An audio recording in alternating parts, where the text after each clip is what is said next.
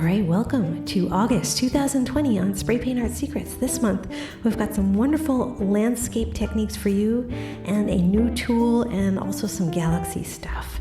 Alright, so let's get started. These are autumn landscapes. I don't know why I have autumn on the brain, it being summer and all, but I'm using water-based spray paints on prepared watercolor paper. But you could do these techniques pretty much with any kind of spray paint that you're using, except for little things here and there. For example, these are oil pastels.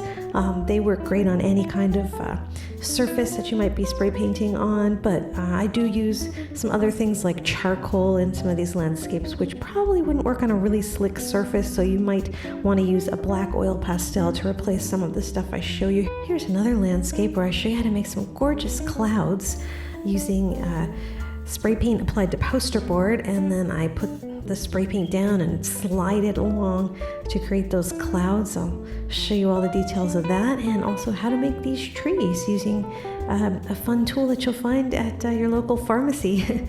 I also teach some interesting techniques for finishing off paintings, finishing off spray paint art paintings, so that they have just a little bit of extra pizzazz. And then we're going to go make a new tool out of these carving blocks and a little carver tool. And we can make a tool that will make tons of little tiny leaves. And then we'll use that tool and some other interesting tricks to make this tree. And I will also show you how to make nice bark I'm using this water-based spray paint, so it needs to be thickened up a little bit. So I'm going to show you a little bit about using something to thicken it. But if you're using enamel-based or solvent-based spray paint, you may not need that extra step. But the same technique will work to add texture to your tree trunks. I think tree trunks should have some nice texture. And then we're going to move on and do a space painting. This is on canvas, and I'm going to be showing you a lot about how to use the kind of foam that you might tear out of an old foam mattress or old couch cushion or something. You can find this stuff at department stores. They sell it for restuffing your cushions, and it's very useful for making these beautiful patterns and applying thin layers of paint.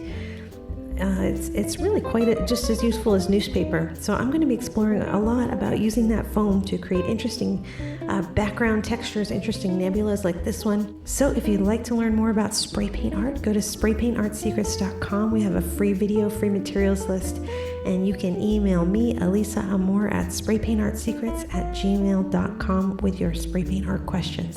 So in this painting, we're also going to be exploring using stencils in a little bit of a different way. We're going to just spray them on, of course, but then we're going to modify with a whole bunch of fun little tools.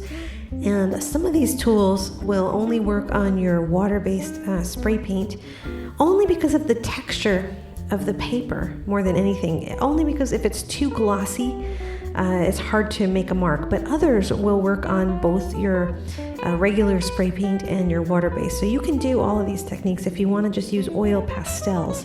That will work on either surface, but there's a whole range of stuff that you can use when you're working with the water-based spray paint art that you could add in, and who knows, you might get some ideas about what's possible and new things that you might want to paint on so that you can use all this fun stuff.